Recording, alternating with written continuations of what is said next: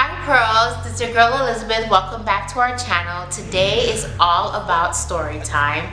I have to give a huge shout out to Santana for basically inviting us to do story time with him. He is the king of story time. I've seen some of his videos, so definitely make sure you check out his page and subscribe, and of course show us some love, like, comment, and subscribe to our page as well. Let us know if you like these story times, and yeah, keep watching this video.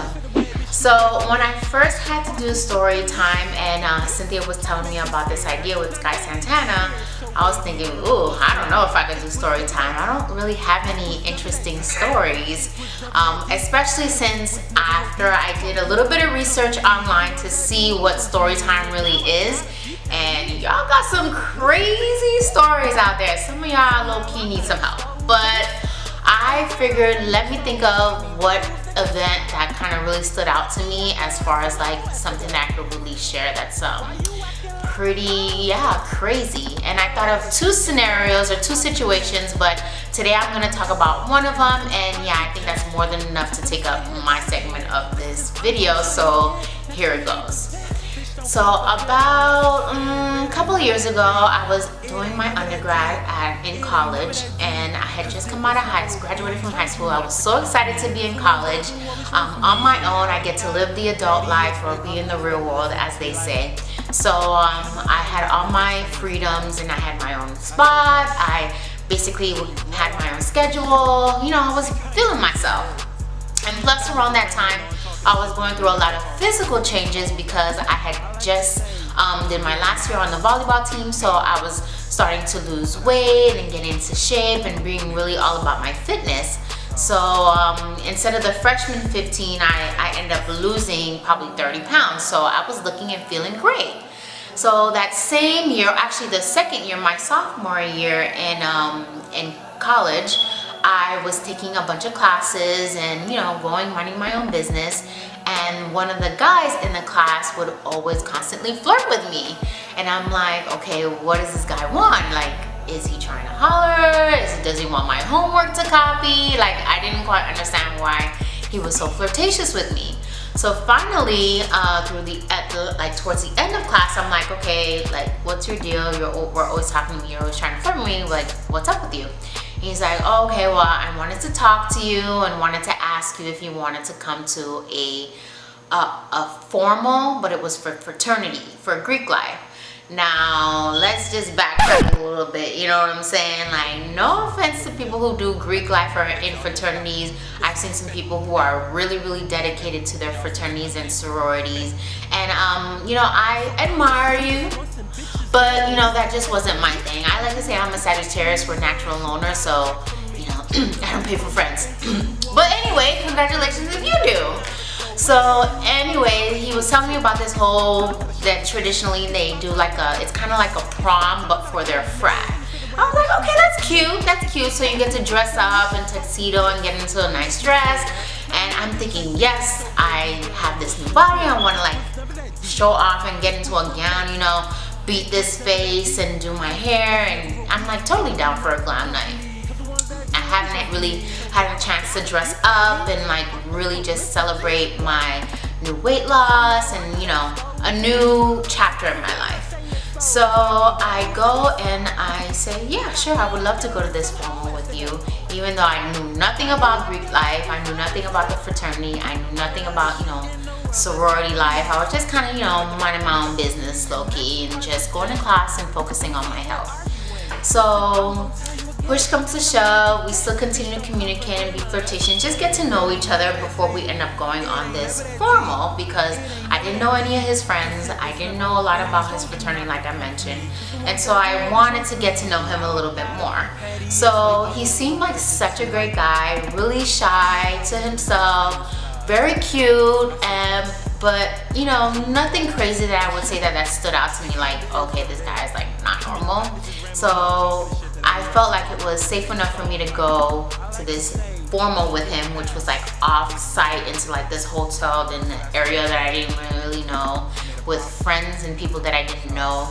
And so I felt comfortable, but I still low-key kind of gave my roommate my phone number, his information, you know, what fraternity you can go find him at. And I was like, okay girl, I need your number. If something happens, we need like a code for like, okay, come rescue me, or Amber Alert if I'm in danger. And so once we got all that situated, I felt completely comfortable to go on my little date and get all dressed up and, you know, have me a good old time. So the day finally comes. He gets me a corsage, which was my first one. I didn't get one for prom. I was salty, but this one totally made up for it. And you know, we got a limo and he was all dressed up in his tux, looking good.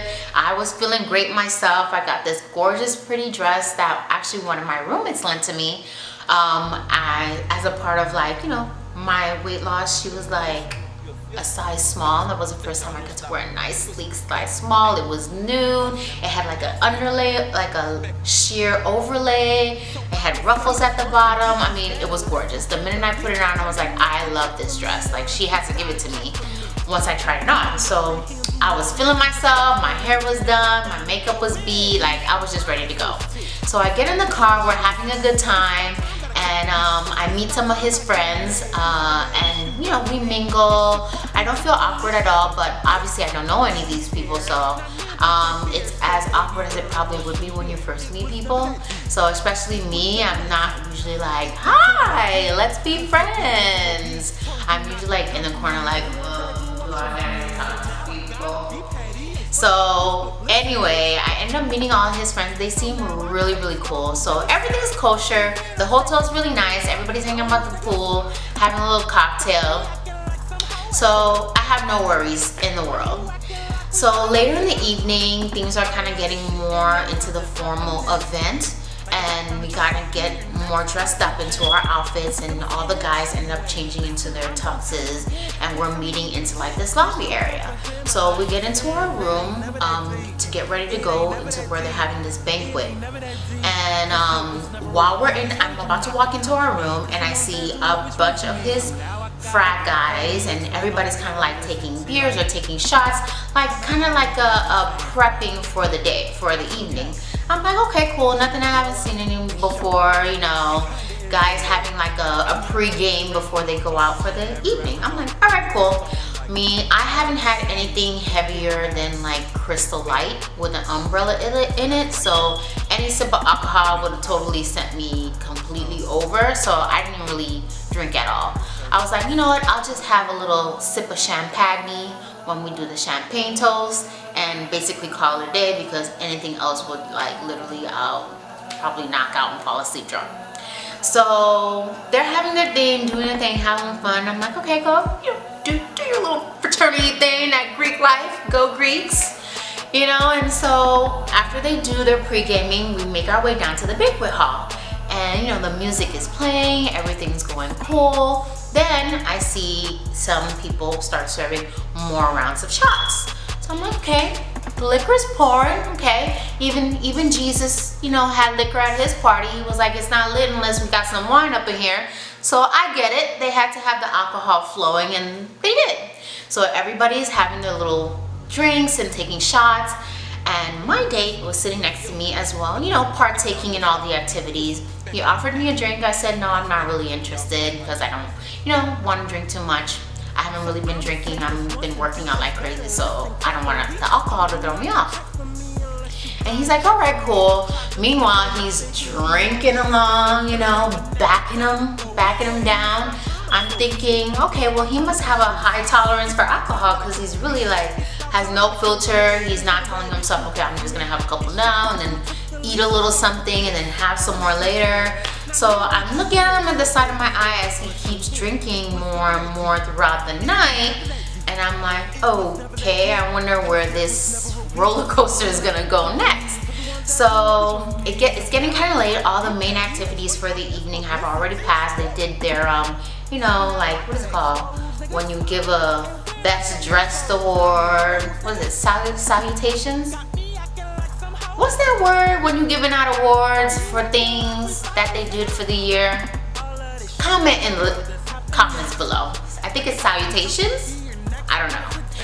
So anyways, they're giving out all of the awards and everybody distributed, you know, got a little something. But I noticed that as the evening is nearing the end, as far as the ceremony part and the, you know, banquet part, everybody kind of looks a little wasted, you know, more like a lot of wasted. So I told my date, I'm like, look, do you think it's a good idea if you just kind of like slow down a little bit? Because everybody kind of looks like kind of drunk. And I'm like, what's going on? I don't know what's happening next. Like, you're the only guy that I know that I'm assuming knows what's gonna be going on here. So he's like, no, everything's cool, blah. And then when I told him that, you know, I don't want him to get too drunk because I don't know anybody around here, he would just turn to me like, he just turned to me and said, don't tell me what to do. Like, he had the most angry expression on his face. I was so shocked. Like, his voice dropped like to Barry Manilow levels. Like, don't tell me what to do. I'm like, whoa, that's a demon right there. Like, what? Don't tell you what to do. I'm just telling you not to get wasted so you can tell me how to find exit stage left when it's time for me to go. And so that was basically the last time I like communicate with him, because I didn't know what kind of drunk he was, if he was an angry drunk or if he was a happy drunk, or if he's a I can't stop till I get enough drunk, or once you pop the fun don't stop type of drunk. I don't know what to expect. So I hear this loud knock on the door and I'm thinking, okay, what's going on? So I go in to open the door, and of course it's my date and his wasted frat brothers trying to get into the room. So he doesn't even let me like say, yes, you can come in. He just kind of opens the door, and him and his friends are wobbling in there. They look like a bunch of babies with, you know how when babies are born, they can barely like keep their head up and they're just like wobbling all over the place? Like, that was him and his frat boys. They're coming into the room and I'm like, okay, what's going on? Like, I'm thinking, hopefully this is over. They're all just gonna like crash and go to sleep and like it's over. And so the next thing I know, someone pulls out this long funnel. You know those little funnels, and it has that long tube at the end. And my date kneels on one knee, and like his frat brothers pour a bunch of liquor and beer. Like, they didn't even care at that point. They were literally grabbing for bottles and just pouring it into this guy's funnel. And I'm like, mind you, like, I come from like a very sheltered like background. I was such a nerd in school. Like, I dated, but my boyfriends were all like fellow nerds. Like, I've never done a keg stand. I've never seen anybody do a funnel. Like, I've never played beer pong. Like, this was only my second year of college. I was completely bewildered by what was going on here. Like, totally freaking out. So I'm telling him, like, you can't do this. You've already had a ton of drink. You're wasted. This guy starts throwing up all over the place. He cannot keep his liquor down. He's in the room. He's wasted. I've never seen anything like that before, ever. So I'm, of course, panicking. I call one of my girlfriends that I saw from downstairs that I recognized at the banquet. I'm like, girl, my date is upstairs. He's been drinking like to no end. What should I do? Like, I'm freaking out right now. He's throwing up. Like, all his frat brothers think it's like a big joke. Everybody just keeps drinking. Nobody's taking this seriously right now. Like, what do I do? And so she comes up to the room and she sees that he's still there. Still, you know, his friends are still drinking casually. Like, it's a party.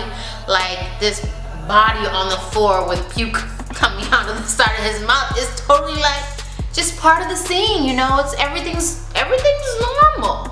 And I'm like, okay, well, this is my date laying on the ground, like with a puddle of puke by his face. So yeah, what do? Do I just call 911? Do you guys have like chaperones or like fraternity dads that can help carry this person to a place? I have no idea, like, who's in charge here, like who's making sure everybody's in order. And she's like,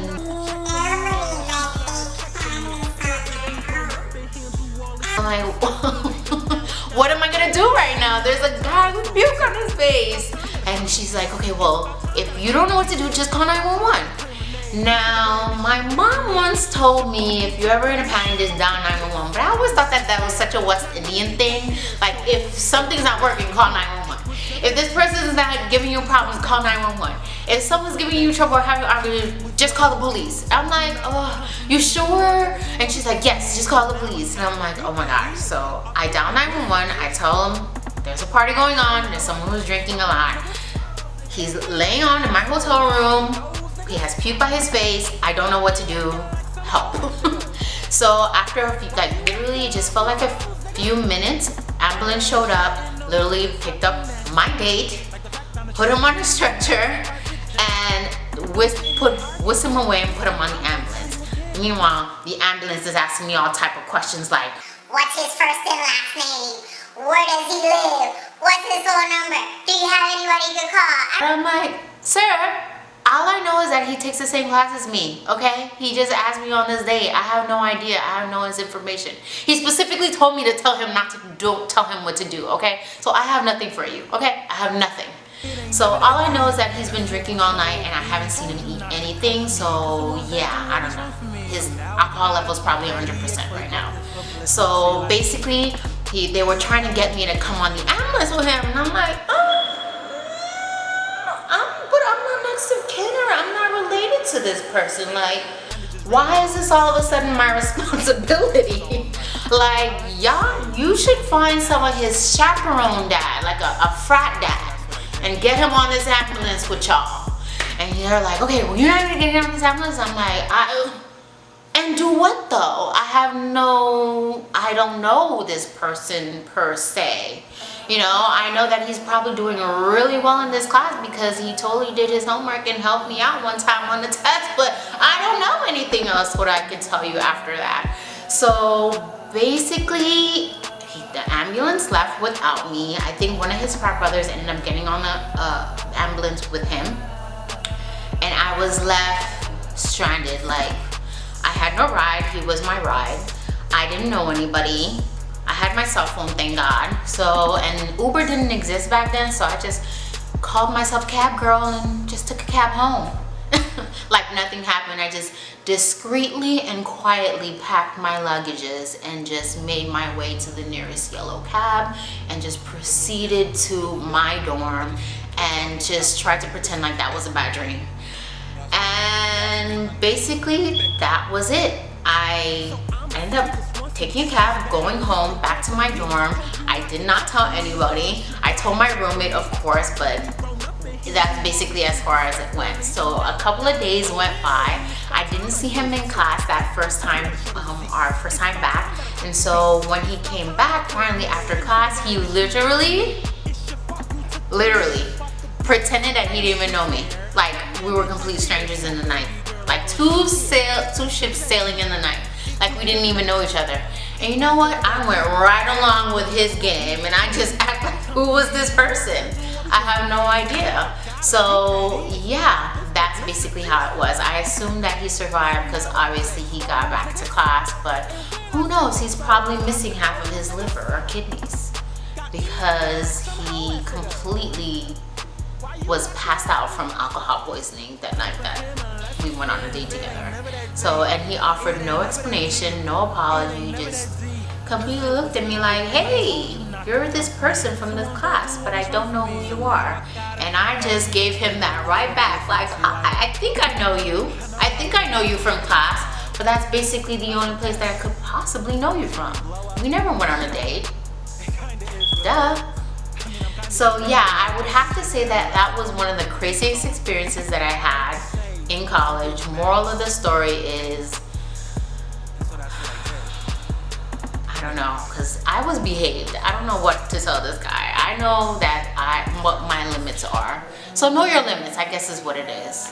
And yeah, be careful who you go to dates with. And no, I never went on a date with another fraternity guy ever because I'm like, y'all drink like fish? I don't know, I can't deal. I have like one drink and I'm like 2 sheets to the wind. You have like 20 drinks and you're like, where's the keg stand? No compatibility there. So yeah, that was my story time. I hope you guys really enjoyed it. Make sure to continue to like, comment, and subscribe. And I cannot wait till our next story time. Let us know if you guys are feeling it. And I will see you soon. Bye! Mwah. Got me acting like some hoe ass nigga.